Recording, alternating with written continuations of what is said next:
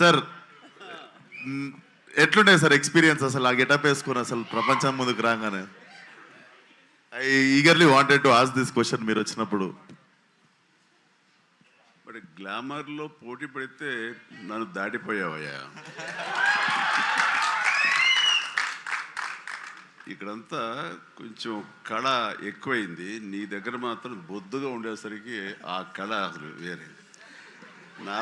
నాలాంటి వాడికే కొంచెం అనిపించేస్తారు.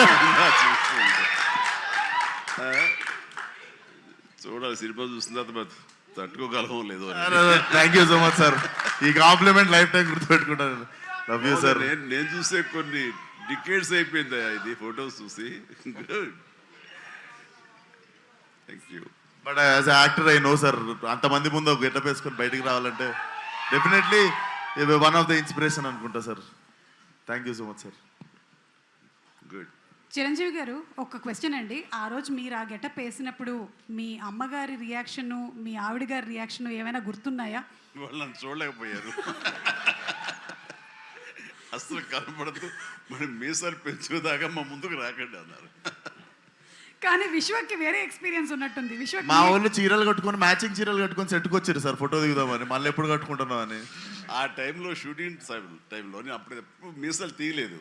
జంజాల్ గారు మీసాలు తీయాలి అని అన్నప్పుడు ఒకటే కండిషన్, ఒక 60-70 మంది పనిచేస్తున్నారు యూనిట్లో, అందరూ తీస్తేనే ఆఖరి తీసావు నేను అవుతానని అందరితో తీయించాను మీసాలు.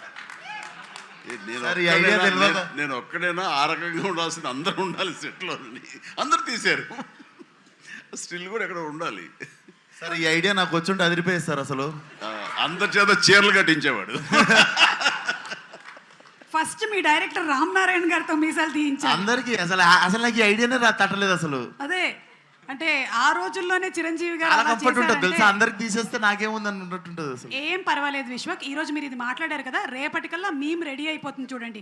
మీ మొత్తం డిపార్ట్మెంట్ అందరికీ కూడా మీసాలు గడ్డలు తీసేసి మా వాళ్ళు ఫోటోలు రెడీ చేసి పెట్టేస్తారు. ఎందుకు మీ ఫ్యాన్స్ అంతా చీరలు కట్టి వెళ్ళమని థియేటర్కి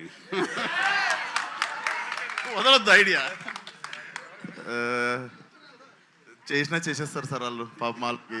అంటే ఈ లైలా February 14th సింగిల్స్ వచ్చి థియేటర్లో కలవమని చెప్పాడు. కాబట్టి ఎలా వస్తారు అనేది మీకే వదిలేస్తున్నాము, చూద్దాము ఎలా వస్తారు. So thank you so much Chiranjeevi గారు, అండ్ థ్యాంక్ యూ.